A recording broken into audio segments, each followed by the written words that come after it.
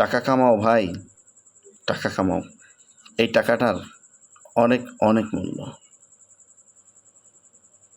টাকার পিছনে দৌড়ালে কি হয় জানো? একসময় তুমি টাকাওয়ালা হতে পারবে। কিন্তু এই টাকা ইনকাম না করে যদি বর্তমানে প্রেম, ভালোবাসা, নারীর পিছনে সময় দাও, তাহলে এই নারীটা তোমার ভালোবাসায় পড়বে হয়তোবা। কেন? তোমার চেহারা অনেক সুন্দর, সুন্দর করে কথা বলতে পারো, ভালোবাসার যেই সুন্দর অভিনয় করে তুমি প্রপোজ করতে পারো, তোমার প্রপোজে তোমার অ্যাটিটিউড সব কিছু ওই মেয়েটার ভালো লেগে যেতে পারে। আর এই ভালো লাগা থেকে ভালোবাসাও হবে। কিন্তু যখন একটা সময় তোমাদের ভালোবাসা গভীর হবে, তখন তোমাকে বলা হবে তুমি আমাকে বিয়ে করো। তুমি বলবা আমি কিভাবে বিয়ে করবো, আমি তোমাকে খাওয়াবো কি? তখন ওই মেয়েটা বলবে তাহলে এখন আমি কি করব?